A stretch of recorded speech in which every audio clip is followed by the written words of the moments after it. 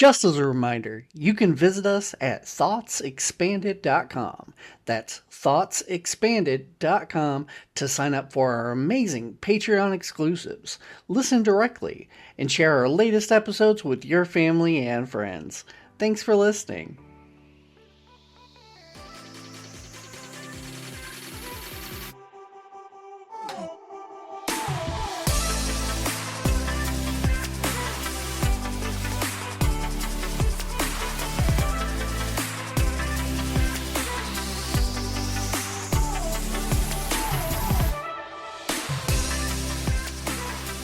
Hello and welcome to season something of Thoughts Expanded. Thank you so much for joining us. We are the podcast formerly known as the Panda Pod. Joined today with co-host Jacob. Hey. And Wiggy. What up? And very special guest, Chill Goblin, aka James, or James, aka Chill Goblin. Not even which is which. A man who wears a mask for too long forgets what the real face is, or whatever the quote is supposed to be. True. So James is a YouTuber, and I don't know, how would you describe yourself besides just a YouTuber and an essayist? Yeah, YouTuber, video essays on the channel Chill Goblin. God, I used to have a lot of like little snappy ways to describe my channel. I was like, the Magic School Bus, but for communist propaganda or something like that. I don't know. I'm mostly just trying to like have fun and be silly and talk about things that are important to me. A lot of political stuff and psychedelics, who killed JFK, just things that I think are interesting. Well, those sound like great topics to get into. Yeah, for sure. Right up our alley, for sure. Yeah. Wait. I just got to ask. Wait, first. Let me interview you for a second. This is the podcast formerly known as the Panda Pod. That's correct. What's the new name? You know, we really should have informed you that. You're the first guest we've interviewed since we changed the name. Yeah, I agreed to be on Panda Pod. I don't know about this. Yeah, our new name is the Thoughts Expanded Podcast. Oh, okay. Yeah. That's a lot less like cuddly, but I like it. So sorry if you only come on podcasts with animal names. I would understand if that was the case, and you could hang up now. Yeah, it's like, I thought we were going to talk about pandas. I did a bunch of panda research for this. Well, ironically, that is part of the reason we changed the name, because it turns out that the World Wildlife Federation also has a podcast called Panda Pod, and they're notoriously litigious. So we figured before we actually make any money on this at all, we ought to probably change the name. Yeah, you guys can't succeed where Vince McMahon failed or exactly. We couldn't take him in the ring, so there's no way we could take him or take the World Wildlife Federation in the court of law. There's also 14 other variations of Panda Pod, Panda Podcast, the Panda Pod Podcast, like Pandcast. Yeah, Pandacast. There's just so many. We did it initially just because. So you picked a really specific name. Yeah. What is it? Mind expansion? Thoughts expanded. Thoughts expansion. Which actually has way better SEO for sure. Does it? And we kind of didn't really do a whole lot of research when we started. It was sort of like, okay, let's get going. Let's make a podcast. Let's put something out there. And then, the other details can come later. And it just so happens that one of those details had to be the name. So, True. Hence the name change. Any other changes to the podcast, or same podcast that you know and love, just a new name, less pandas? Yeah. Probably the same amount of pandas, honestly. I use a lot of pandas in our advertising, and I'm probably just going to keep doing it, Nice. But yeah. So really nothing's changed, just the name. Yeah. Well, is it possible that this might be the first episode we're going to release the video for? It's possible, yeah. So we're recording this on video. And it may be on our Patreon, which we're just getting ready to start. We haven't actually started it yet. But it might be out by the time that this is up. And if that's the case, it'll be one of the very first video podcasts you can catch on our Patreon. Yeah. For all your non-Patreon listeners out there, if you want to see how sweaty I can get in my apartment today, you're going to want to join the Patreon. See the video version of this. Yeah, you're going to have to pay us money to see Wet James. James. Sopping wet. Very not Chill Goblin. No, the opposite of that. I wish there was a chill in here at all. I'd say hot goblin. Mm-hmm. Hot goblin. It's definitely hot goblin. Yeah. So if you want to see a hot goblin, tune into. Yeah, hot goblin. Yeah. So your psychedelics versus the right video, I have shared to so many people. I'm a bit of a hippie. I hang out with a lot of hippies, and a lot of people will just randomly shoot off, we should just dose everybody. And I'm always very quick. I'm like, hold on, I got a video you should watch. It'll change your mind about that real quick.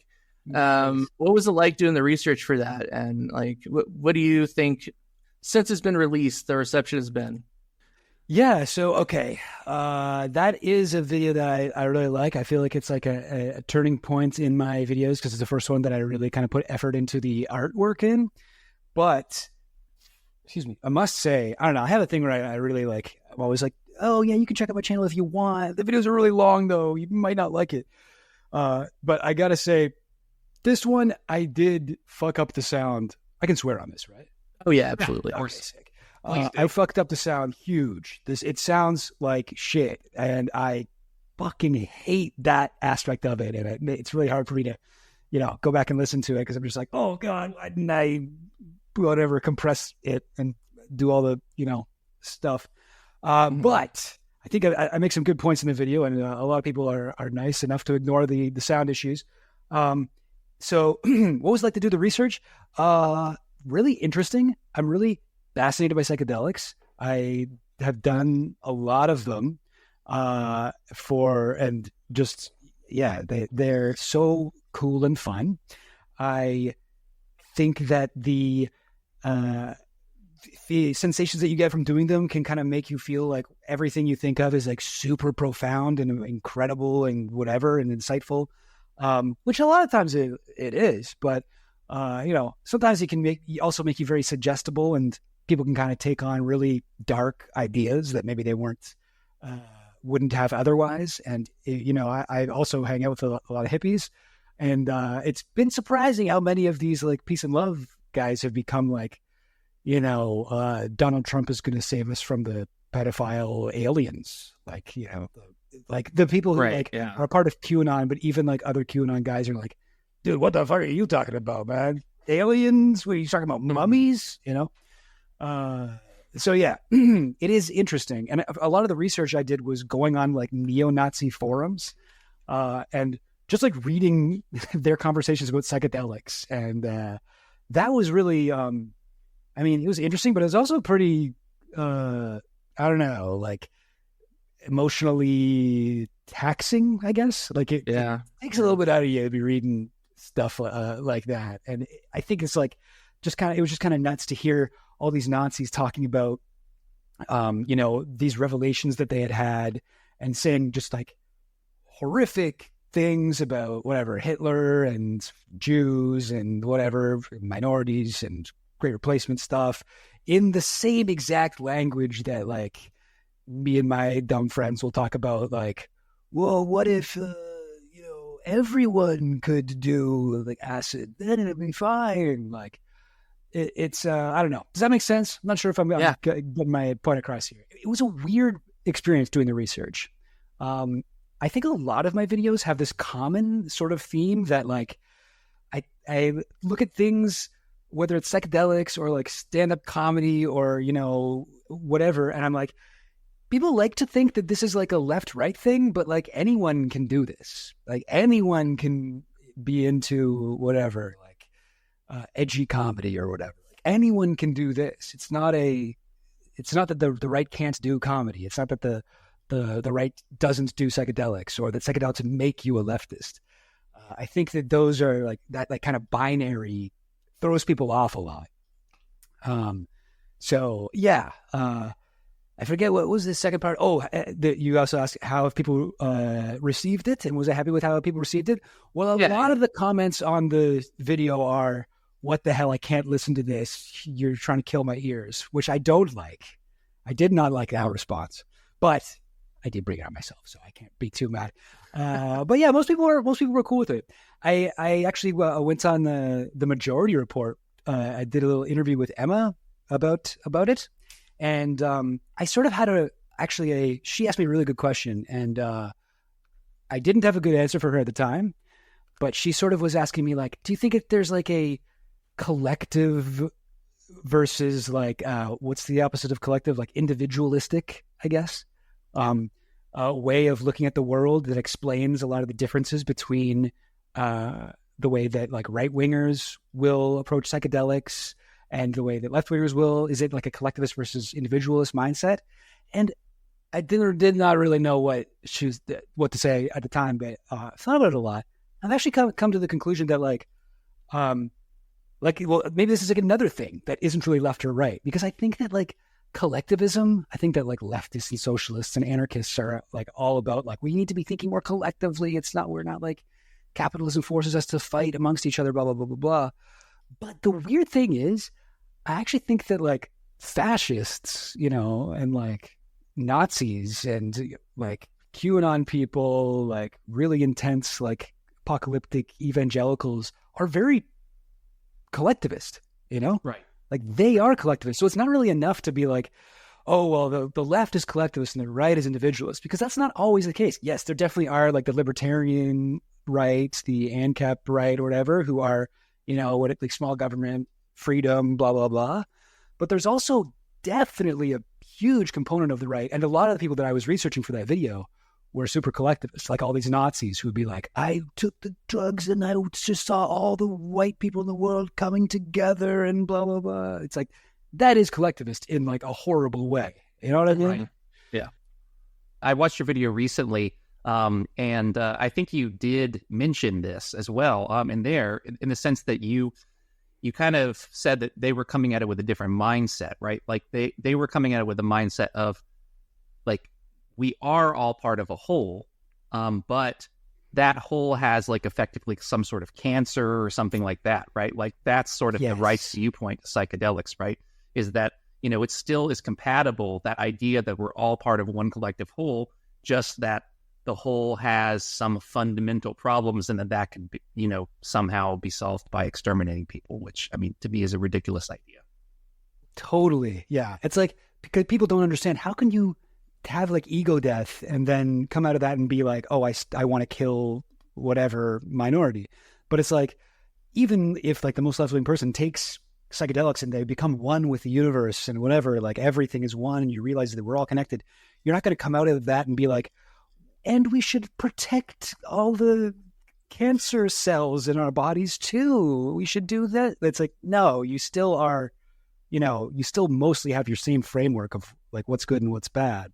But yeah, I don't know. So you guys who have done psychedelics, you guys ever had that like ego death experience? I would say I have. Yeah. Nice. What was that like? Intense.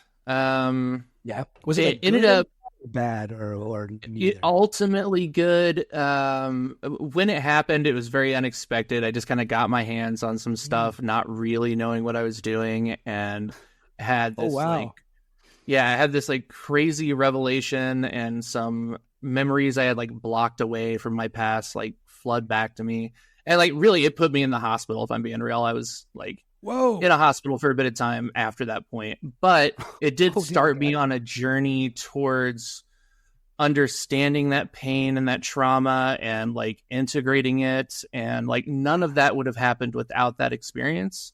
And I've had a lot of experiences since then after like a very extended time not doing them. And they've been very positive. And yeah, I think most people, when they experience a bad trip, really they're just being shown something about themselves they don't want to face. And it's terrifying, And that's what it was for me anyway. Wow. That sounds really intense. And you didn't even know, you were just like, yeah, I'll take this much like shrooms. Yeah. I had no clue. Enough to have that like full on experience, so it weren't ready for it. I mean, ask me after the show, I'll tell you how much it was. But okay, yeah, feel free to cut out any of me, incriminating anyone here. But yeah, I've never had anything that intense. That's wild. I've had the ego death experience a couple times though, on purpose. It's always like I do like the Terrence McKenna heroic dose. Take like a bunch of mushrooms in a dark room by yourself. My girlfriend and I kind of like, we take turns like trip sitting each other. Like we'll be like, I'll take those first, and then you sit outside the room, and if I need anything, I can get you. And then after I'm come down, you take it. And yeah, both times it's been like an incredible, like beautiful, like scary, but like just really fulfilling. And like, I don't know, it's so impossible to describe, right? I guess that's like part of it, but Ineffable. Yeah. ineffable. Right. Yes, exactly. It cannot be effed. Yeah. But yeah, good stuff. Good stuff. So I'm interested to know that, and this is one of the things that's really key about your show, right? Is that when you come at a topic, you try to come at the topic from a place that is fact-based without trying to really put whatever your personal opinion is on the subject that you're talking about. You're really good at doing this. Which is something that I think is a fantastic skill for somebody who does research and you're presenting facts on a subject, right? You do occasionally say like, well, that is my opinion, right? Like that's completely separate from the overall messaging that you're trying to convey when you're going through a video, right? Is that something that you're conscious about as you're going through and like planning out your videos, or is that just something that happens naturally with your like just with how you think, right? Is it something that you plan or something you worked on, or is it just something that's just happened and you've just been able to embrace that? Yeah, I mean, wow, that's that's really nice of you to say. I definitely try to be kind of like even-handed. I think like when I watch back a lot of my earlier videos, I'm kind of got this like smug, like, well, you don't want universal healthcare? Well, you're a racist or whatever. Like I have this kind of like annoying, like leftist smugness that, very like preaching to the choir type energy. And I have tried to be less like that. I don't know if you guys know the channel Timba on Toast. He's done like a bunch of videos on Tim Pool. And anyway, one thing I always really admired about his videos was like, he clearly does not like Tim Pool. Like he thinks Tim Pool is bad, but every one of his Tim Pool videos, like you got to watch it for like an hour before you're certain that that's how he feels about him. And he really like welcomes everyone in, he kind of is like, okay, well, Tim Pool says he's like this, which I think is good. Like, but let's actually see if he lives up to this. And like that, like his videos were very kind of, I don't know, inspiring to me. And like, I sort of try to go in that lane because I don't know. I don't really want to be preaching to the choir. I want to be kind of people who watch me who don't necessarily agree with everything I think. I want people to be able to watch me who completely disagree. I get a lot of people, like I've done some like deep dives on conservative people who I don't like, but I have kind of learned to like hold back my harshest criticism until at least the first third of the video is over, just because I want to get like the watch time on YouTube. It's better for the algorithm. But yeah, I don't know. But that's actually really that. I don't know. I'm glad to hear that that's how I come across, because I do try to come across like that, but I don't know if I'm always successful. But yeah, I mean, I definitely like. There's a lot of times I'll go over like the first draft of my script and be like, this is a little bit too like smug. I don't know. I don't want to be like come off like some kind of Bill Maher type guy over here. I want to be like, but maybe you disagree, and that's okay. I still respect you. And what I've also found is interesting is you've also talked a bit about and done a bit of stand-up, mm-hmm. right? And you find that the best stand-up comedians can do that. They can take away whatever their slant is just to make sure that they hit the funny or hit the point, right? And so I wonder if that's kind of intertwined with your natural thinking at this point, like going in and like, so, you're working on a set or whatever it is you're trying to do. Like, you're just trying to find the thing, right? You're not really looking for, like, even when you're doing your angle, you're like, this angle could be completely bullshit, but it's going to be hilarious, right? Like, so do you think that, has that helped you? Like in either way, like both of those experiences together, do you think that they complement each other and like you kind of bounce back and forth? Definitely has helped my background in stand-up and joke writing. There is so much that is transferable there, just in like knowing how to present myself and deliver a line.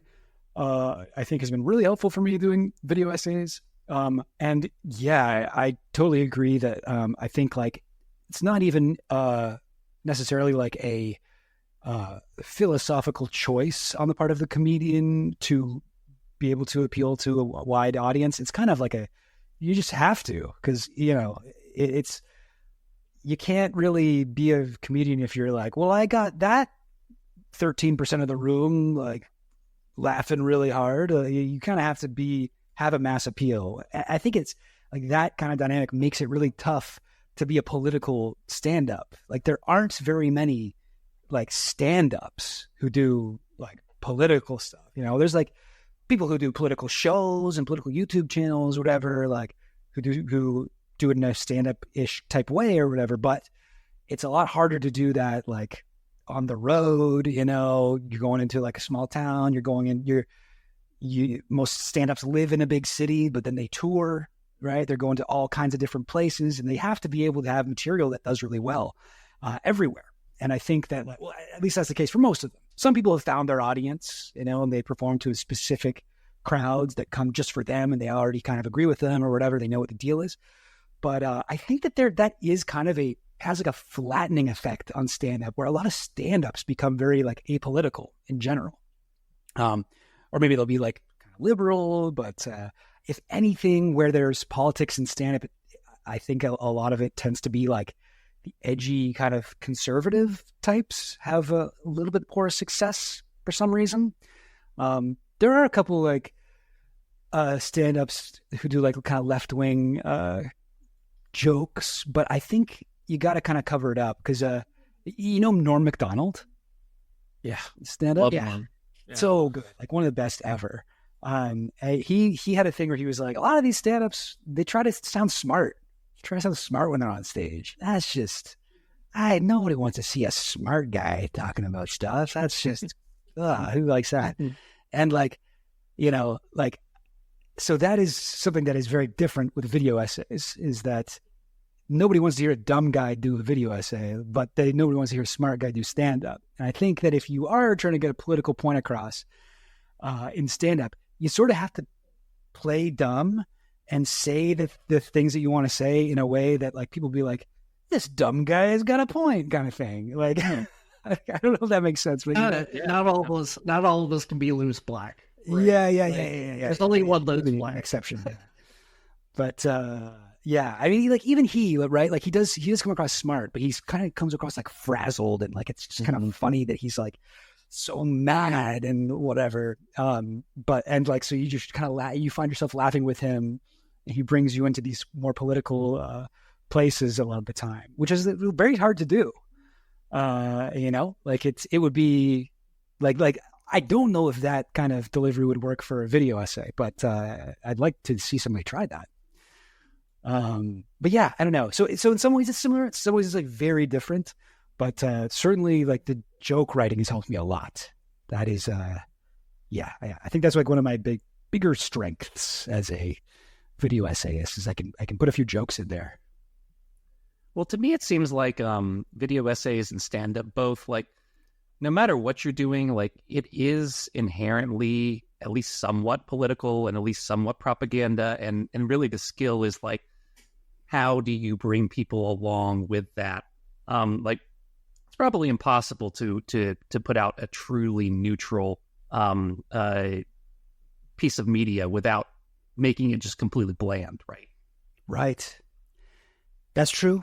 I do also think that sometimes political things can be bland too, you know, like when things are they go too far in a political, like if there's no like viewpoints to a thing, then yeah, it's bland. But if something is like 100% like literalist, like a certain political direction, it's also just like weird. If it's pure propaganda and not art at all, it's also bland. You know what I mean? Yeah, Right. for sure. So you lean left, obviously, but correct me if I'm wrong. You're at least originally from Toronto, right? Are you? Yeah, in Canada? I'm originally from a small town called Orangeville, Ontario, actually, but I lived in Toronto for quite a long time. I just recently moved to Montreal. Okay. So you are pretty active in, seems like, New York politics right now in particular. Right now I am, yeah. Yeah.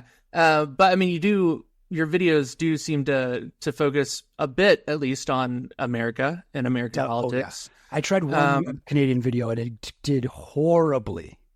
The worst performing video of my entire career. So never again.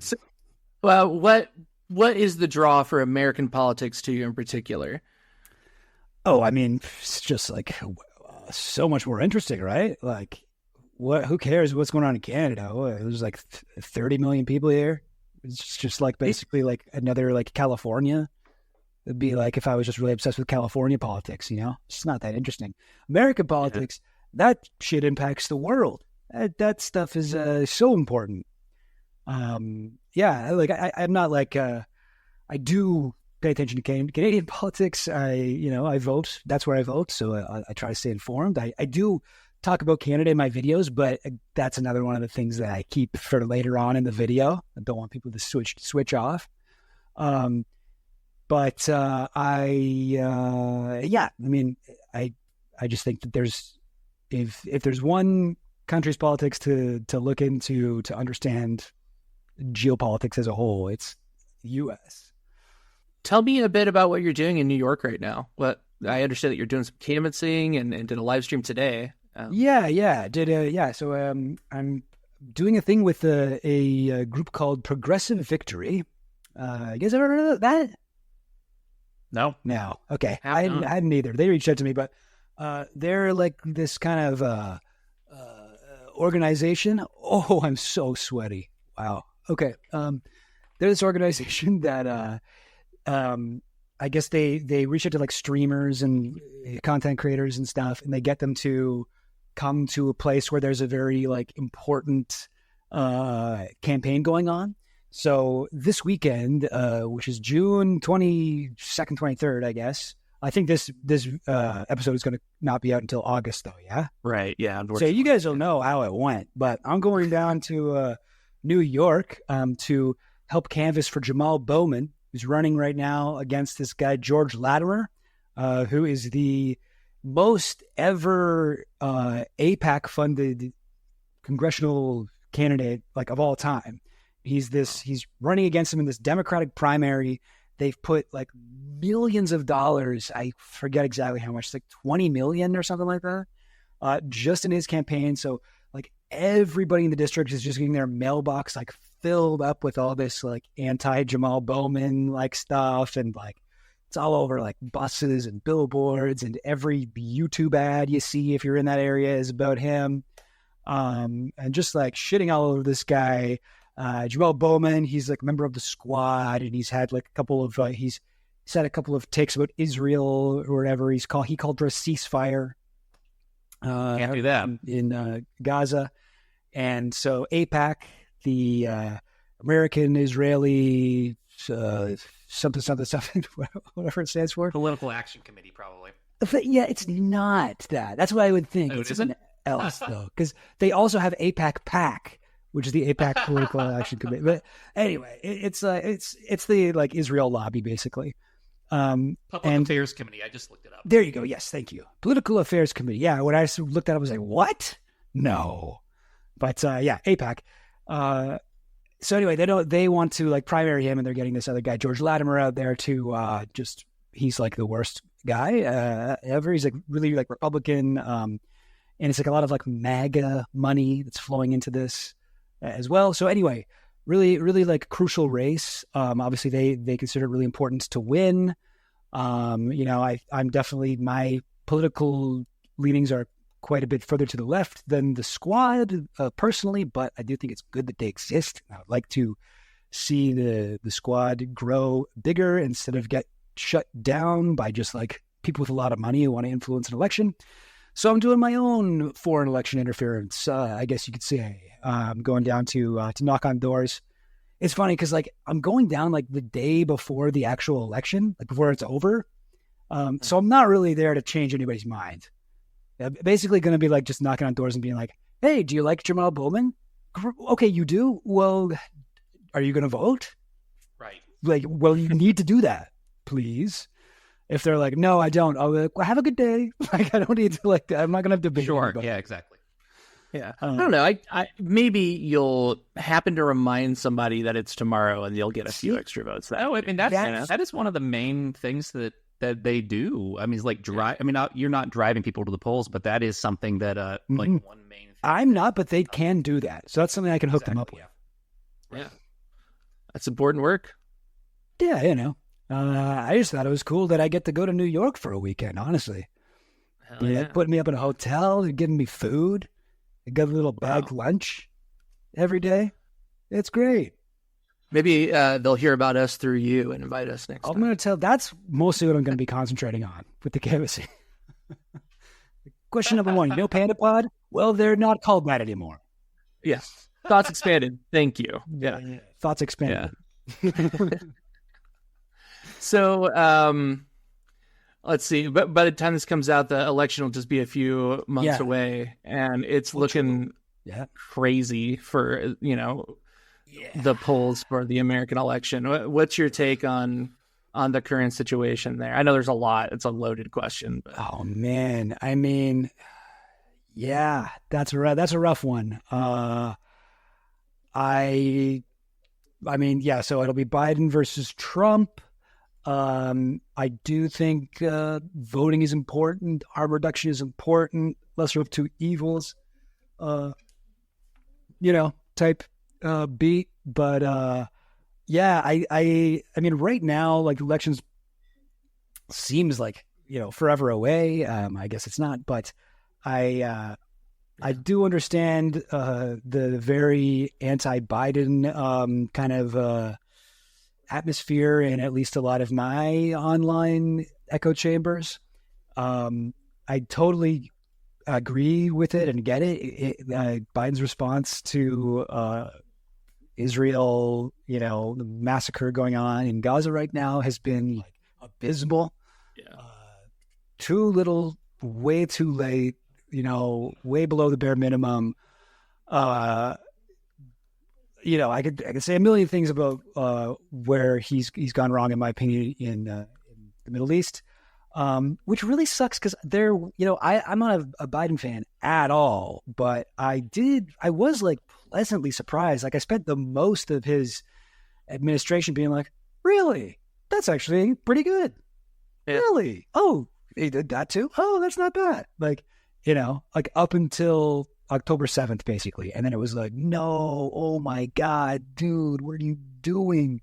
And I completely understand the response to be like, I could never vote for someone who is like cheering on a genocide and supplying the weapons and whatever. Yeah, I totally get that. I won't be voting for him, but that's because I am Canadian, so I don't even have to make that choice. But I imagine by the time this comes out in August, I don't know, it'll be a little bit different. I mean, like, I do think, like, as a political strategy, I've been very annoyed, to tell you the truth, with the people who are like, sorry, maybe I'm rambling on a bit. I want to hear you guys' takes on this too. But I've been a little bit annoyed with people who are like, no, don't say that you're not going to vote for Biden. Don't say that, because then he's really going to get Trump. And it's like, dude, how else are you supposed to pressure your politicians if you're not like threatening to withhold your vote for them? Like, what else do you want them to do, man? Like, let them let them sweat a little bit. Like, what is this, like, vote blue no matter who? Like, what are you doing, man? It's like not even Like the election's still like a year away. But as we get closer, I mean, I imagine people will get more realistic about that. And I don't know if that ends up being the reason why Biden loses. Like, what a tragedy. What a tragedy. And I don't, like, I blame him for that. I blame him and his administration for not realizing that what they were doing was political suicide and actual, genocide as well. Like, I don't know. I don't even know what to say. But yeah, I don't know. Does that make sense? Yeah.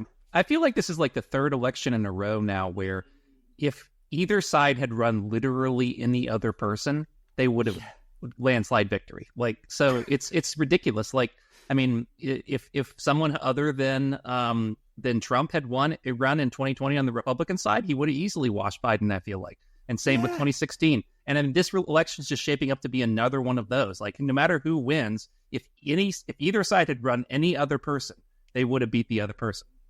It's so nuts. I've got a fun story here. So, and we've talked a little bit about this before on the podcast, but when Trump was running against Hillary, and when Bernie was running, Right. on my wife's side of the family, I have an uncle who is extremely right, and I was a big fan of Bernie, and I am still, but was a big fan, and so I made a bet with him, right? And he's like, "Yeah, Trump's gonna win." And I'm like, "No, Bernie's got this. This is no problem." Like whatever the case is, and so we made a bet, and I say that because over this past weekend he came over while we were over with the family. And Bernie Sanders came to your house? No, the uncle. If Bernie came to the house, I'd have video proof of that. But so the uncle came by while we were all over at her mom's house, and we were talking, and he's like, Trump's gonna win again. And I was like, yeah, maybe. And then he went, yeah, I'm not excited about it either anymore. like that just goes to show, and he was really excited about it the first time. Sure. Right. Like, that just goes to show, like, the apathy. And he's like almost 80. Like, it's one of those things where it's like, they don't change their mind very often or very quickly. You know, like, it just kind of goes to show the just complete apathy that we have. You know, it's like you were saying, if you had somebody else to run, anybody who had any kind of personality who just wasn't obviously crazy, they just... Do you know what it was like, that made him not like Trump anymore? I think it's just burnout, right? Oh. I think most, and I don't know if Jeff and Jacob will agree with me or not, but I feel like most people are just burnt out on the bullshit. Sure. Like, both on the Republican side and on the Democratic side, people are just burnt out on the same old bullshit. Like, they don't focus, they don't get anything done, right? Like, our Congress has been like the most useless it's ever been. Like, our whatever president we have, like, the only thing they talk about is how bad the other person is, and our government doesn't actually get anything done. And so, and you know, and it doesn't help that since COVID, like, our inflation's skyrocketed and they won't stop printing money, and you know, like, it all just kind of comes together. So, you know, I think people are just burnt out, and we actually want to talk about issues, and we actually want to try to fix things that they don't give us the opportunity to do that. Well, I think Trump's drain the swamp promise would be a lot more attractive if people hadn't seen him govern already. So right. I think really that's the Trump burnout effect. Like, people, like the people who would be really excited about Trump, like, if they're intelligent at all and watched what happened from 2016 to 2020, like, they know that's what's going to happen again. Like, the intelligent ones aren't being baited and switched again on it, you know? Yeah. Like, I think Trump's like best moment for me, like at the very beginning of his campaign, man, I barely remember this, but this would be back in like 2016. And he was like debating all these guys on stage and whatever, and being like, these guys all got paid by these like lobbies. I don't have to get paid. I'm already rich or whatever. And he was like pointing out, like, Hillary Clinton tried to get money from me. Like, that's just how it works. Like, And like, I can totally see, seeing that, and with that kind of like drain the swamp mentality, be like, oh, this is crazy. We've never had a moment like this where somebody's actually like able to call out this corruption, like, to people's faces. But, it turned out he just had more swamp to pipe in. Right. As somebody who like really likes looking for the funny in everything, I would just because like Trump was hilarious. Yeah. Like he said a whole bunch of stupid shit and he did a whole bunch of stupid shit and he was racist and a misogynist and he's a terrible human being, if you ask me personally. But he was funny. So funny. Like he's like, oh, we have a hurricane coming. Can we bomb it? Yes, dude. Yeah. Yes. Hell yeah. Like, Nuke that hurricane. Yeah, nuke the hurricane, bro. Like I love that his understanding of things is just so little that his options are completely different than everybody else's options. Remember that's how he we thinks drinking bleach to cure COVID or whatever? Yeah, drinking bleach, like Bleach that Tide Pods. Yeah. and he I can't remember which comedian talks about it, but they talked about how the night that we got the ISIS leaders, he comes out of like a big meeting where they did like some drone attacks and stuff like that, and he's talking to the press and he's looking into the camera and he goes on like an hour-long tirade of like how we chased people into like dark caves and made them cry and pee their pants and like okay, like that's a good rant. Yeah, that's a good rant. Well, there's a real missed opportunity to separate the head of government and the head of state and let someone like Trump be the head of state with no actual power and just be I'd love that. Like that's really a missed opportunity for the. If he had like a kind of Queen of England sort of a thing going on. Yeah, he's got to be on TV all the time. That's all he wants. Yeah, Trump could be. We should just make that role be whoever's richest in America. Yeah. Just let whoever's richest be, they can live in the White House. That's like the government people don't need to be in there. That's just a fancy house. It's a nice house. Yeah. That's not a bad idea. So I have a very specific question for you. Do you think Canadians could burn down our White House again? Again? I don't know. I feel like you guys might see us coming this time around, but maybe. Yeah. That wasn't a real question. He was asking for a favor. Yeah. Yeah. I mean, I gotta, maybe we can talk after the podcast, podcast, but... Yeah, maybe. Did we even have electric lights during that time? Was it just dark? Is that how you guys did it? Like, I don't know. Was it 1812? Is that when it happened? Yeah, it was. I think we had electricity. War of but not light 1812.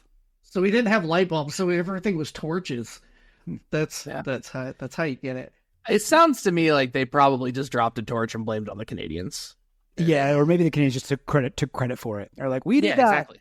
Hey, see that over there? Better not mess with us again. Burn your house down there, eh?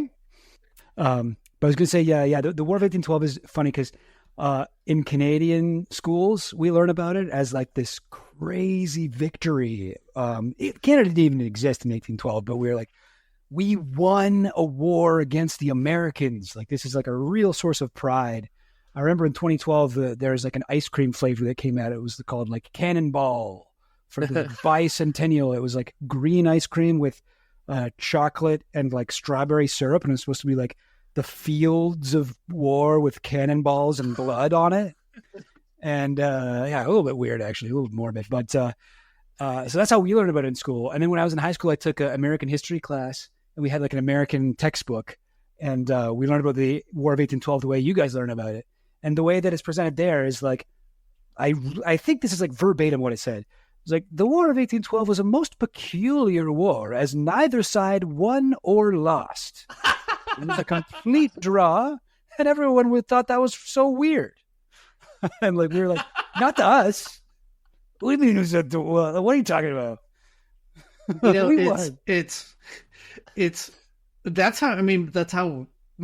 That's how the stronger opponent always frames history, right? It's like however you want to look at it, but that just goes to show that I mean, that's what people would believe, but that's also what our kids get taught, is that that really wasn't a thing, like we don't really. That's what your anthem is about. You guys wrote your anthem about. That's Star Spangled Banner's about War of 1812. Yep. I'm gonna be real. I didn't know that. Yeah. What a weird war. What a weird war that nobody won or lost. Yeah. Got some great tunes out of it, though. Bombs bursting in air. Yeah, bombs bursting in air.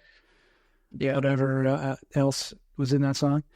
Yeah. The wildest thing about the War of 1812 to me is that wasn't it started by like Irish people who invaded Canada because they were trying to like set up a colony of their own?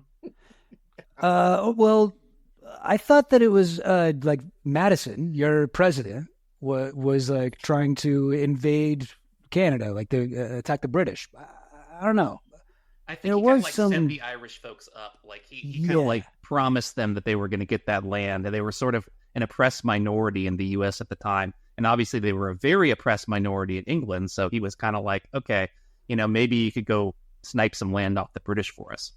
That's right. Yeah. I think that's right. Yeah. Yeah, that was so we were sending busloads of immigrants up to is what was apparently not. It was best. A great replacement. Original Irish immigrants to Canada. Maybe that's how my family got up there. From a point of the American candidates, who's your favorite to make fun of? Oh, geez. That's a good one. I mean, I loved George Santos. Remember that guy? Oh, yeah. I love that guy. That guy's my favorite politician. So funny. But I feel like, I mean, it's just been done so much. He's just so funny just on his own. He's kind of like a Trump in that way. But he was great. I very much enjoyed his like disastrous political career. Like every day they were like, so we found out something new. He stole someone's dog and then sold it, like whatever. Like he claimed to have been in 9/11 or whatever. It's like none of it is true. And then remember the whole thing he was saying he was Jewish, and he's like, no, I meant like Jewish. I'm not Jewish, but I'm like Jewish. I'm like, oh man, that guy was the best. But it's like, again, that's not really, I'm not even really making fun of him. I'm just like repeating the things he said and like having a great time. I don't know. I like doing a Bernie Sanders impression. Can we hear it? Is that too much? Yeah. Okay. I'm a little rusty on this one, but I'll give it a shot.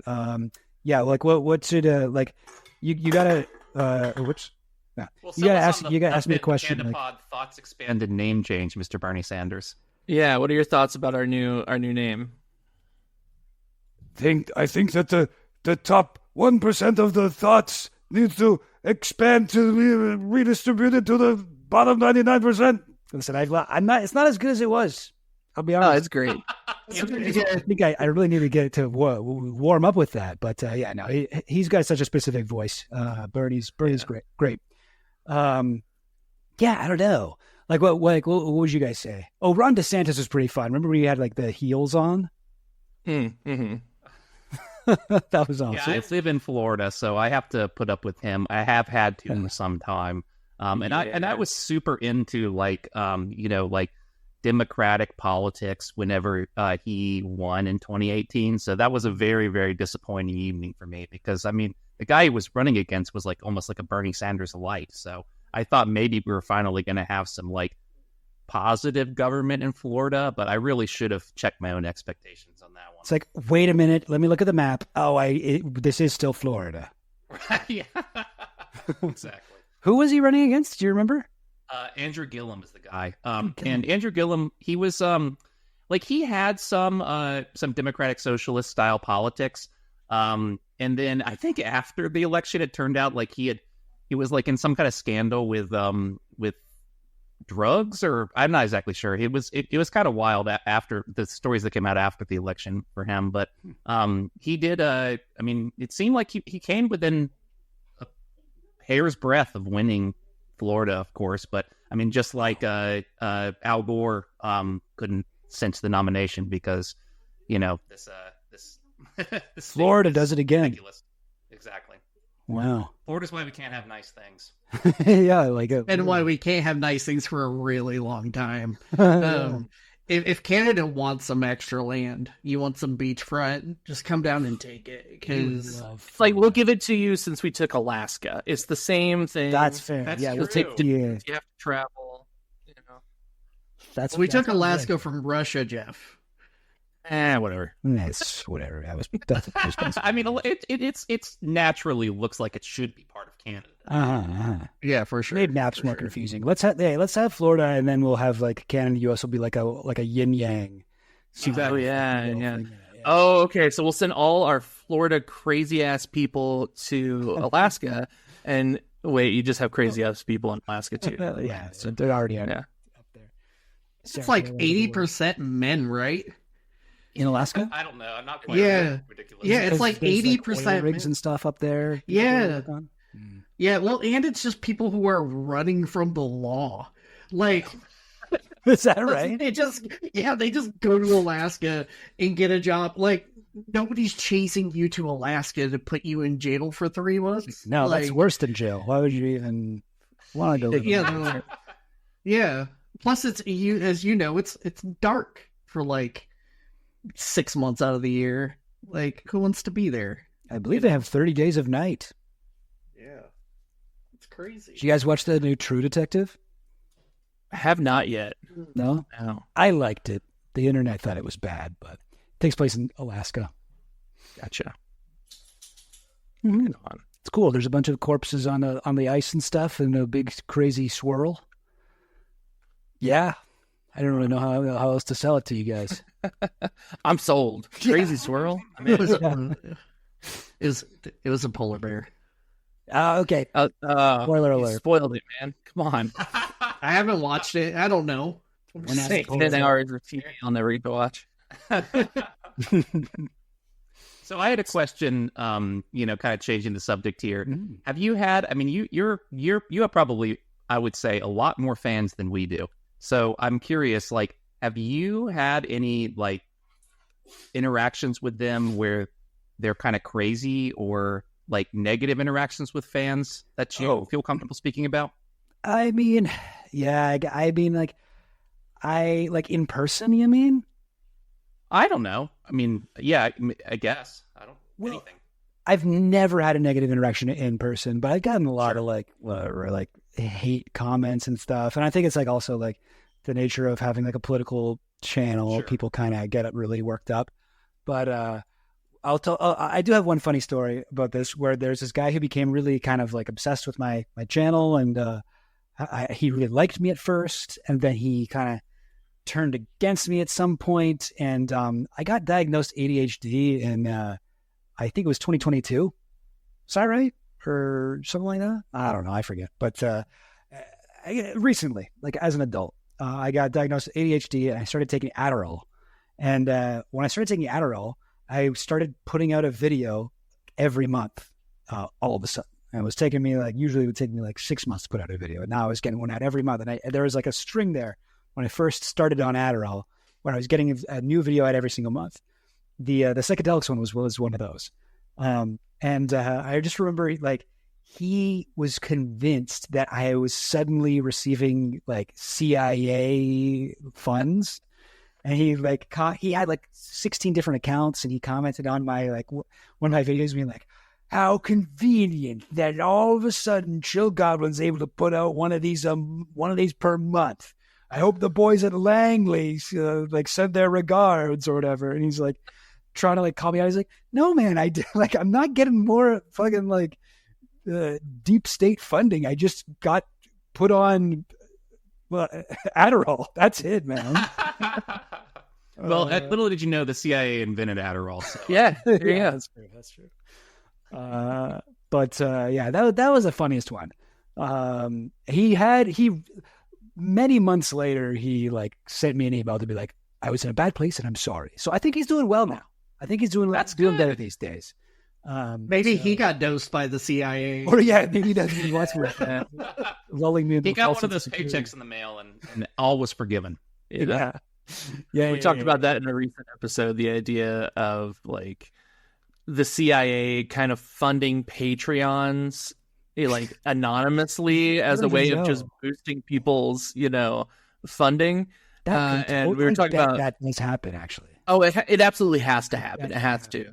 And I was very specifically soliciting the CIA to come and pay us off. So we'll be talking after the show again to figure out what your steps were for getting onto that program.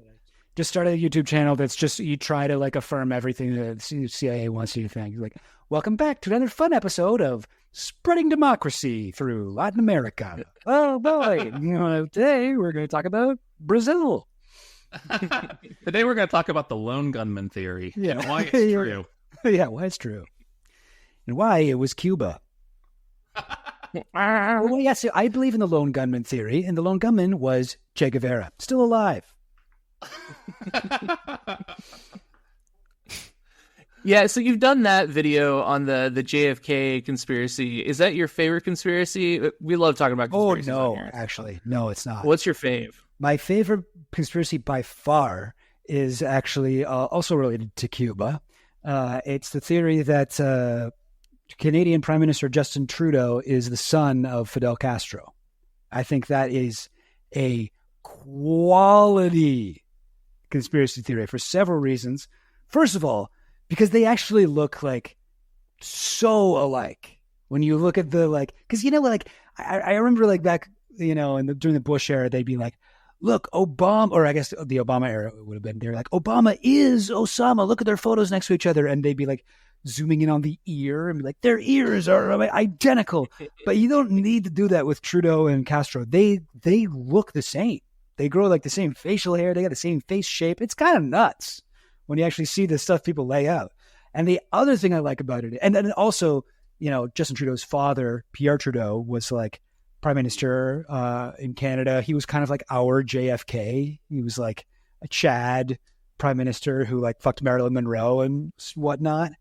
They call that era in Canadian politics Trudeau mania because people loved Pierre Trudeau. Anyway, him and his wife went to Cuba. There's like photos of them hanging out with Fidel Castro, and we had much better relations with Cuba than the U.S. did. And so maybe it could be real. Maybe that could be possible. And then the other thing I like about it is it's sort of like implied in the theory that communism is like genetically inheritable. And because he's Castro's son, that means he has like the communist mitochondria or whatever it is. It's like or Y chromosomal DNA. I don't know. God, I'm not a biologist, but whatever it would be that he got from Castro, it is that makes him communist. So there's a lot of things I like about that theory. That one's my favorite. That red gene. The red gene, yes, exactly. Yeah, the red gene, yeah. Yeah. Scary stuff. So if there was one thing about how America operates that you would change, what would it be? Honestly, I guess. Yeah, there's 500 different things you Yeah. can choose here. I think that the thing that would change the world for the better would probably be for America to, I guess, I would like I don't know exactly how to phrase this in like a one thing, Sure. right? But I'd like America to stop just destroying any country that tries anything remotely socialist. I'd like America, honestly, I just like America to stop intervening in, the global South. I suppose that's not really, that's a lot to ask, but maybe I just say I'd abolish the CIA. I still probably wouldn't stop it. There'd just be other ways for them to do that. But Well, we have 750 military bases, so if we closed half of those, that would you could call that one thing, and I think that would be a huge improvement. that would be huge. That would be huge. Think of the budget money we get back. Exactly. Oh. They could fund healthcare on that alone, probably. Honestly, yeah, like much less than that, I imagine. I mean, yeah, like public healthcare is just cheaper than what you guys do anyway, so you don't even need to do it. Right, yeah. That's a rabbit hole and a half right there. Yeah. Justin coming out with the hard hitters at the end. Yeah. That is like, as a Canadian, that is the fucking craziest thing about the U.S. to me is like you guys don't have healthcare. I mean, you know, I'd like to say that is my one thing, but honestly, like I feel like the U.S. foreign policy affects more people than the domestic policy, which unfortunately, no one ever talks about the foreign policy. Like both of your major parties are completely aligned on it. Yeah, it's kind of gross, isn't it? It is kind of gross. I mean, Canada's like that too. But Yeah, we just rich as talked you guys. about that. We just talked about that on on one of our last episodes. Yeah, about how they're different, but they're exactly the same. Right. The things they talk about are different, but the things they do are exactly the same. Like the two parties. The two parties. Oh yeah. Yeah. I mean, we were putting in the terms of like the difference between like Nancy Pelosi and Mitch McConnell is extremely small, right? And it's pretty much only a outward statement one, right?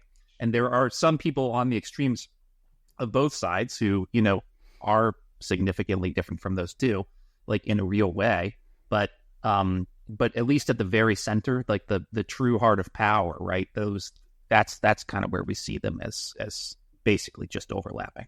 Venn diagram, that's a circle. Yeah, totally. I love that the Republicans are so much better at like pointing out all the things that are bad about both of them, but somehow making it seem like the Democrats are the only ones that do that. And they're like, oh, look, they're so corrupt. They take all this money from billionaires, the elites. They blah, blah, blah. It's like, yeah, okay, yes. But you guys do that too. What are you talking about? Right. Yeah. And the Democrat line is just, that's true, but you shouldn't say it. Yeah. Right. When they go low, we go high. How dare you say the quiet thing out loud? Yeah. Yeah. So I think I got one more for you, and it's a topic that we didn't discuss, but we've also kind of hit around it a little bit. What do you know about Robert Kennedy Jr. Oh, man. and his place in this? I mean, what do I know about him? I've been aware of him for a while just because he's really involved in a lot of the JFK conspiracy stuff. He gets he's interviewed in like the Roger Stone documentary and whatever. And, yeah, interesting guy, eh? Like, I don't know what his deal is. I don't know what his, as you say, his place in all this is. I guess the easiest explanation is he's just crazy and a worm ate his brain or something like that. But like it seems bizarre because he used to be like pretty left-wing guy, like going out and whatever, like funding Bernie and funding a lot of left-wing things, and like a lot of his beliefs seem pretty, like, honestly, like in my opinion, pretty good. But then when it comes to certain things like the vaccine and Israel, like, man, the guy, like, I don't know. I guess he's always been kind of a hippie guy, so the vaccine thing sort of makes sense. Right. He's always been kind of like that. But I don't know what his deal is with Israel. That seems so odd to me. He seems very, very strange. I don't know. I don't really take him that seriously as a candidate. I guess he'll split the vote somewhat, but honestly, like, I don't know if he's more likely to pull voters away from Biden or from Trump. So It's really hard to say. It is. Yeah. I imagine most of the people who are going to go out and vote for him would likely not vote for Biden or Trump anyways. And if he wasn't on the ballot, they'd probably just stay home, sit that one out. Yeah. So I would say mostly he probably will peel votes from no one. But it would be interesting to see how many he gets. yeah, that'll be something to see. I don't really know what to make of the guy. I think you explained it perfectly, is that he's strange. And which is something else that we talked about. This guy works out in jeans, and I keep talking about it. Yeah, he's a buff dude, but he doesn't work out in stretchy clothes. No. He works out in jeans. Yeah, it's sweaty, it's sticky, it's nasty. Like, what's your deal, bro? Like, gotta get that good friction. I guess. There you go. Maybe he's like literally molding himself into the jeans. Maybe he can't take the jeans off. Maybe he's like Tobias Funke. Yeah, maybe that. Or maybe the conspiracy theory is that he covers himself in Vaseline every day. And so that's how he doesn't chafe.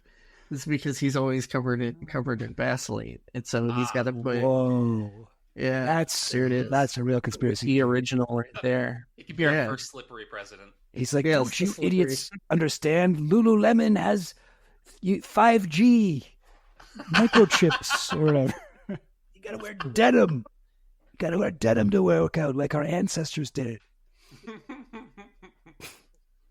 Well, as we wrap up here, again, keeping in mind that this isn't coming out for a couple months, do you have any videos coming out soon or anything that you're working on that you want to talk about? Well, I have a video I'm working on now that should hopefully be out by August, whatever. And you we'll go watch it. It's fair. And, That's fair. I don't really know what the title of it will be, but it's going to be good. It's going to be like an animated movie. It's like a fully animated 1.5-hour movie with characters and voices and everything. And did you do the animation for it? Mm-hmm. I mean, wow. Did I do the animation for it? Not yet. I will. Gotcha.